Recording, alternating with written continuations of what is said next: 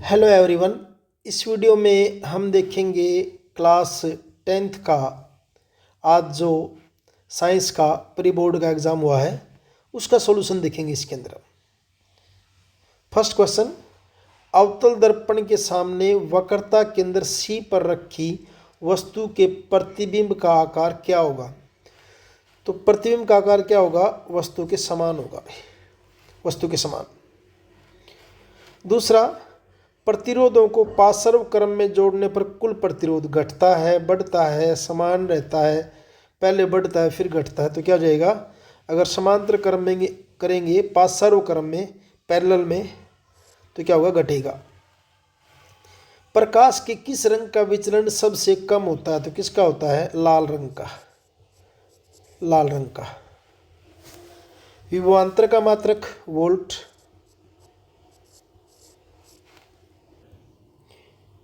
पांचवा question, assertion और reason का। असर्शन अभिकथन क्या दे रखा है? असर्शन, तारे टिमटिमाते हैं जबकि ग्रह नहीं टिमटिमाते।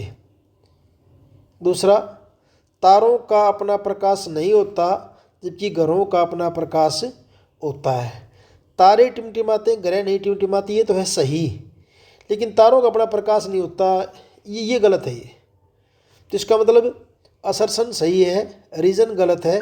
तो ऑप्शन इसका आ जाएगा सी, गया आ जाएगा इसका। नेक्स्ट, टिंडल प्रभाव क्या है? उदाहरण सहित बताएं। तो टिंडल प्रभाव का देखिए क्या दे रखा है। जब प्रकाश की किरणें किसी कोलाइडी विलयन के सूक्ष्म कणों पर पड़ती हैं तो कोलाइडी कणों द्वारा प्रकाश के प्रकीर्णन के कारण किरण का पथ दिखाई देता है। इस परिघटना को टिंडल प्रभाव कहते हैं। यह प्रभाव छोटे छोटे निर्मित कणों वाले विलयन द्वारा भी देखा जा सकता है। उदाहरण इसके, एक कमरे में छोटे छिद्र के द्वारा जब प्रकाश की किरण अंदर आती है तब वहाँ पर हम टिंडल प्रभाव को देख सकते हैं। यह कमरे में मौजूद धूल और कार्बन के कणों द्वारा प्रकाश के फैलने का कारण होता है। जब एक घने जंगल के आच्छादन से सूर्य की किरण गुजरती तब वहां भी टिंडल प्रभाव देखा जा सकता है। सातवां प्रश्न, किसी विद्युत बल्ब के तंतु में से 0.2 एम्पीयर विद्युत धारा 2 मिनट तक प्रवाहित होती है। विद्युत परिपथ से प्रवाहित विद्युत आवेश का परिमाण ज्ञात कीजिए। तो देखिए, टी टाइम कितना हो जाएगा आपका? 2 मिनट।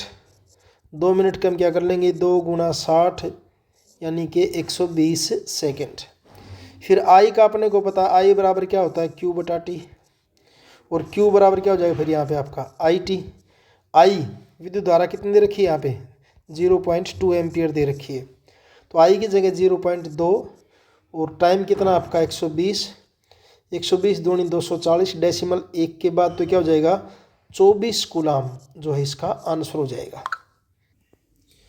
आठवां प्रश्न, इसका ए पार्ट, दो चुंबकीय क्षेत्र रेखाएं एक दूसरे को प्रतिच्छेद क्यों नहीं करती? तो देखिए, दो चुंबकीय क्षेत्र रेखाएं कभी एक दूसरे को प्रतिच्छेद नहीं करेंगी, कभी नहीं काटेंगी। क्यों? क्योंकि कटान बिंदु पर, प्रतिच्छेद बिंदु पर चुंबकीय क्षेत्र की 2 दिशाएं होंगी, जो कि असंभव है, क्योंकि किसी भी बिंदु पर क्षेत्र की केवल एक ही दिशा होती है। मान लीजिए 2 चुंबकीय क्षेत्र रेखाएं ऐसे ही है, एक ऐसे है, तो इसका मतलब इस पॉइंट पर जो है ना चुंबकीय क्षेत्र की रेखा ये हो सकती है या फिर ये हो सकती है। जबकि चुंबकीय क्षेत्र की क्योंकि स्पर्श रेखा होती है ना उस बिंदु पर, या तो स्पर्श रेखा ये हो या ये हो। एक ही बिंदु की 2 स्पर्श रेखाएं तो हो नहीं सकती, एक बिंदु पर 2, तो इसलिए ऐसा पॉसिबल ही नहीं है कि 2 चुंबकीय क्षेत्र रेखाएं आपस में एक दूसरे को काटें। बी पार्ट, छड़ चुंबक में चुंबकीय क्षेत्र की अपेक्षिक प्रबलता कहाँ पर होती है? देखिए, चुंबकीय छड़ जो है उसके अंदर मान लीजिए ये इसका नॉर्थ पोल है, ये साउथ है, तो अपेक्षिक प्रबलता कहाँ होती है? ध्रुवों पर। अपेक्षिक प्रबलता कहाँ पर होती है? ध्रुवों पर होती है, सिरों पर या ध्रुवों पर, बीच में कम होती है। 9वां प्रश्न, परिनालिका से आपका क्या अभिप्राय है? एक परिनालिका में प्रवाहित विद्युत धारा के कारण उत्पन्न चुंबकीय क्षेत्र को आरेखित कीजिए। परिनालिका एक बेलनाकार कुंडली है जिसमें पास पास लिपटे विद्युत रोधी तांबे के तार के अनेक फेरे होते हैं। ऐसे कुंडली बना देंगे, तांबे की विद्युत रोधी तांबे की तार, उसके अनेक लपेटे होंगे और जब उसमें से विद्युत धारा प्रवाहित करेंगे तो छड़ चुंबक की तरह कार्य करती है। जब इसमें विद्युत धारा प्रवाहित की जाती है तो इसके अंदर एक समान चुंबकीय क्षेत्र उत्पन्न होता है जो एक छड़ चुंबक के समान होता है। ये इसका फिगर दिखा रखी है, ऐसे ऐसे बनेगा। याद रखने के लिए ये है कि जिस साइड में आप नेगेटिव जोड़ोगे ना वो आपका नॉर्थ पोल बन जाएगा और जिस साइड में पॉजिटिव को जोड़ोगे आपका साउथ पोल बन जाएगा। और चुंबकीय क्षेत्र रेखाएं नॉर्थ से निकलती हैं और साउथ के जाके अंदर जाके परिनालिका के अंदर से चलती हैं। तो परिनालिका के अंदर चुंबकीय क्षेत्र क्या होता है, एक समान होता है। भी यहाँ पर चुंबकीय क्षेत्र रेखाएं एक दूसरे के समांतर होती हैं। विद्युत परिपथों तथा साधित्रों में सामान्यतः उपयोग होने वाले दो सुरक्षा उपकरणों के नाम। तो दो सुरक्षा उपकरण आपके क्या है, फ्यूज और एमसीबी, जिसको लघु परिपथ ब्रेकर कहते हैं। विद्युत से विभिन्न सुरक्षा उपायों का वर्णन कीजिए। अब विद्युत से सुरक्षा उपाय में आप क्या क्या कर सकते हैं। आपको ग्राउंडिंग करनी चाहिए, अर्थिंग ग्राउंडिंग करनी चाहिए, और गिले हाथों से तारों को नहीं छेड़ना चाहिए। गिले हाथों से तार न छुएं। और क्या कर सकते हैं, और आप कर सकते हैं ग्राउंडिंग व गिले हाथों से तारों को नहीं छूना है। और इंसुलेटेड वायर, विद्युत रोधी तार लगानी चाहिए आपको, विद्युत रोधी, जिसके ऊपर प्लास्टिक या रबड़ वगैरह विद्युत रोधी तारों का प्रयोग करना चाहिए।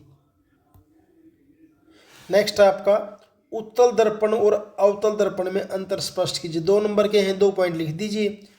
उत्तल दर्पण क्या होते हैं, बाहर की ओर उभरे होते हैं, ये आपका है उत्तल दर्पण। और अवतल दर्पण क्या होते हैं, अंदर की ओर धंसे हुए होते हैं, ऐसे होते हैं। ठीक है। उत्तल दर्पण की फोकस दूरी होती है धनात्मक। अवतल दर्पण की फोकस दूरी क्या होती है आपकी, ऋणात्मक होती है। उत्तल दर्पण में हमेशा आपके प्रतिबिंब क्या बनेंगे, आभासी बनेंगे, भी आभासी। और अवतल में ज़्यादातर क्या बनते हैं, वास्तविक, एक कंडीशन को छोड़ के वास्तविक प्रतिबिंब बनेंगे, ऐसा इसको आप कह सकते हैं। नेक्स्ट क्वेश्चन आपका, लेंस की अक्षमता क्या है और लेंस की अक्षमता का मात्रक। तो लेंस की अक्षमता क्या है, P बराबर 1/f, यानी फोकस दूरी का व्युत्क्रम जो है वो क्या होता है आपका, लेंस की अक्षमता होता है। और इसका मात्रक क्या है, डायोप्टर। मात्रक इसका क्या है, डायोप्टर इसका है मात्रक। वक्रता त्रिज्या और फोकस दूरी में क्या संबंध है, फोकस दूरी जो ना वक्रता त्रिज्या की आधी होती है। नेक्स्ट क्वेश्चन, जब कोई वस्तु अवतल दर्पण के वक्रता केंद्र और मुख्य फोकस के बीच स्थित है, उसके प्रतिबिंब की स्थिति, साइज और प्रकृति को रेखा चित्र के द्वारा दर्शाइए। वस्तु कहाँ पर आपकी, वक्रता केंद्र और मुख्य फोकस के बीच में। यह देखिए फिगर बनाया हमने, वस्तु को कहाँ पे रखा हुआ है, वक्रता केंद्र और फोकस के बीच में। ये मुख्य अक्ष के समांतर गई, मुख्य फोकस में से आगे किरण वापस, और ये मुख्य फोकस में से गई तो ये मुख्य अक्ष की क्या होगी, समांतर। तो ये आपका प्रतिबिंब बन गया A', B'। कहाँ बना है, C से परे बना है, उल्टा है, वास्तविक है और बड़ा होगा। नेक्स्ट है, उस लेंस की फोकस दूरी ज्ञात कीजिए जिसकी अक्षमता -2 डायोप्टर है। और फोकस दूरी क्या है, अक्षमता की उल्टी, व्युत्क्रम 1/-2, काटने के बाद -0.5 मीटर, और सेंटीमीटर बदलेंगे तो -50 सेंटीमीटर। और अगर -50 है तो फिर ये आपका लेंस किस प्रकार का होगा, भी अवतल लेंस हो जाएगा। पूछा ना कैसा लेंस है, अवतल लेंस हो जाएगा ये। ठीक है। नेक्स्ट क्या है, किसी चालक का प्रत्युत चालक की लंबाई और क्षेत्रफल पर किस प्रकार निर्भर करता है। तो चालक की लंबाई की तो क्या होता है, अनुक्रमानुपाती, और क्षेत्रफल का क्या होता है, व्युत्क्रमानुपाती, यानी कि रेजिस्टेंस लेंथ के अनुक्रमानुपाती, क्षेत्रफल का व्युत्क्रमानुपाती होता है। केमिस्ट्री का पार्ट देखिए, संक्षारित तांबे का रंग कैसा होता है, हरा रंग होता है। अमलगम वह मिश्र धातु होती है जिसमें एक अवयव क्या होता है, पारा होता है। एक्वारेजिया में हाइड्रोक्लोरिक अम्ल और नाइट्रिक अम्ल किस अनुपात में होते हैं? 3:1 में। असर्शन रीजन में अम्ल का जलीय विलयन विद्युत का चालन कर सकता है, सही है। अम्ल स्वाद में खट्टे होते हैं, ये भी सही है, लेकिन रीजन सही नहीं है, इसलिए ऑप्शन क्या जाएगा? ख। दोनों सत्य है लेकिन कारण अभिकथन की सही व्याख्या नहीं करता। 15वां क्वेश्चन, वायु में जलाने से पहले मैग्नीशियम रिबन को साफ क्यों करते हैं? मैग्नीशियम ऑक्साइड की जो सुरक्षात्मक परत चढ़ी होती है उसको हटाने के लिए, मैग्नीशियम ऑक्साइड की या फिर मैग्नीशियम कार्बोनेट की जो परत चढ़ी हुई है उसको हटाने के लिए पहले इसको साफ करते हैं। सूचक किसे कहते हैं? किसी पदार्थ की अम्लीयता या अक्षारीयता का परीक्षण करने के लिए जिन पदार्थों का प्रयोग करते हैं उनको सूचक कहते हैं। कितने प्रकार के मैंने 3 लिखे हैं अभी, प्राकृतिक सूचक, कृत्रिम सूचक और गंधीय सूचक। प्राकृतिक सूचक आपका लिटमस है, हल्दी है, चाइना रोज है। कृत्रिम सूचक आपके फिनोल्फथेन, मिथाइल ऑरेंज, और गंधीय सूचक में आपका प्याज और वेनिला। अगला, प्लास्टर ऑफ पेरिस का रासायनिक नाम है कैल्शियम सल्फेट एमीहाइड्रेट। रासायनिक सूत्र CaSO4 1/2H2O। उपयोग इसके, पहला उपयोग तो क्या है? टूटी हड्डियों को जोड़ने में, प्लस्तर जिसको कहते हैं लोकल भाषा में। दूसरा, खिलौने और सजावटी सामग्री बनाने में। और तीसरा, चिकनी सतह के लिए, जैसे कि छत की पीओपी करवाते हैं, हमें प्लास्टर ऑफ पेरिस बोल देते हैं, उसको पीओपी बोल देते हैं। है तो प्लास्टर ऑफ पेरिस, पीओपी क्या है? प्लास्टर ऑफ पेरिस, जो हम छतों पे करवाते हैं चिकनी सतह करने के लिए। 18वां, इन समीकरणों को संतुलित करना है। देखिए यहाँ 2 लगा दीजिए, संतुलित हो जाएंगी। यहाँ 3 लगा दिया, यहाँ 2 लगा दिया, फिर ये 2 है, ये 2 है, ये 2 है, समीकरण आपकी संतुलित हो गई है। इसके 18वें के अथवा में उभयधर्मी ऑक्साइड क्या होते हैं? 2 उभयधर्मी ऑक्साइडों के उदाहरण दीजिए। तो उभयधर्मी ऑक्साइड वे होते हैं जो अम्लीय और अक्षारीय दोनों गुण दिखाते हैं। अम्लीय गुण भी हो जिनके अंदर और अक्षारीय गुण भी हो, वो आपके उभयधर्मी ऑक्साइड एम्फोटेरिक ऑक्साइड होते हैं। और 2 एग्जाम्पल इनके क्या है? एक तो Al2O3 एल्यूमिनियम ऑक्साइड, और दूसरा आपका क्या है? Zinc oxide. ये 2 एग्जाम्पल हो जाएंगे इसके। कार्बन के 2 गुण धर्म कौन से जिनके कारण हमारे चारों ओर कार्बन की विशाल श्रृंखला होती है? तो 2 गुण कौन कौन से? एक तो है कैटेनेशन, श्रृंखलन। एक तो आपका गुण क्या है? श्रृंखलन, यानी अपने जैसी श्रृंखला बना के कार्बन कार्बन से जुड़ के लंबी श्रृंखलाएं बना सकते हैं। कार्बन में अन्य कार्बन परमाणुओं के साथ बंध बनाकर लंबी श्रृंखलाएं, शाखाएं और वलय बनाने की क्षमता होती है, इसको क्या बोलते हैं? श्रृंखलन या कैटेनेशन। और दूसरा जो गुण है वो इसका चतुर संयोजकता। चतुर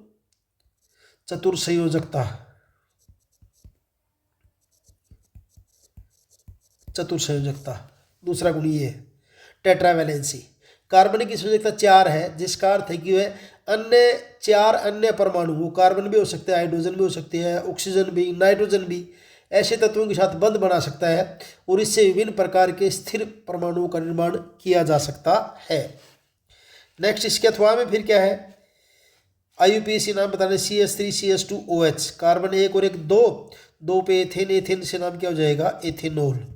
एल्कोहल अभी है ये 1 2 3 4 पे ब्यूटेन से क्या हो जाएगा? ब्यूटेनोइक अम्ल। नेक्स्ट में है निम्नलिखित यौगिकों की इलेक्ट्रॉन बिंदु संरचना। पहले मैंने किसकी बना दी है? मीथेन की बना दी है। ये किसकी बनी हुई है? मीथेन की। इस ढंग से बन जाएगी। और ये यहाँ पे बना दी है एथेनोइक अम्ल की इलेक्ट्रॉन बिंदु संरचना। ऐसे आप एथेनॉल की बना सकते हैं। नेक्स्ट है 21वां, पुरुषों में गुणसूत्र होते हैं। कौन से गुणसूत्र होते पुरुषों में? XY।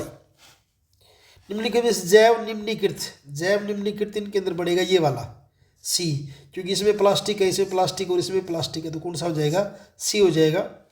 ओजोन परत पृथ्वी पर किरणों को रोकती, कौन सी किरणों को रोकती है? पैराबैंगनी किरणों को रोकती है। मानव में शर्करा के स्तर को नियंत्रित करने वाला हार्मोन कौन सा है? इंसुलिन।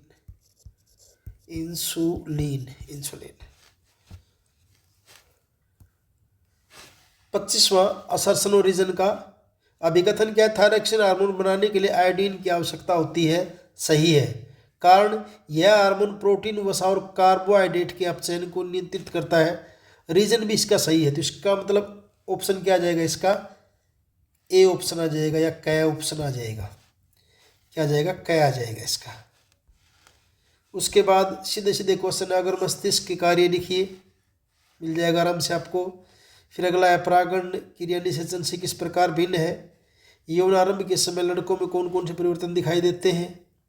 मनुष्य में बच्चे का लिंग निर्धारण किस प्रकार होता है। और फिर है ये आपका, एक नीले फूल वाले पौधे का संकरण एक सफेद फूल वाले पौधे के साथ करवाया जाता है। प्रथम संतति का रंग कैसा होगा। दूसरी संतति में स्वपरागण द्वारा प्राप्त फूलों में कितना प्रतिशत होगा, व्याख्या करें। बड़ा प्रश्न 5 नंबर वाला, श्वसन की परिभाषा दें, श्वसन के विभिन्न प्रकारों में अंतर स्पष्ट करें। और 2 नंबर का है, अमीबा में पोषण का चित्र सहित वर्णन करें। इसके अथवा में रंध्र किस प्रकार खुलते या बंद होते हैं, स्टोमेटा। और मानव हृदय में दोहरा परिसंचरण किस प्रकार होता है, चित्र सहित व्याख्या कीजिए।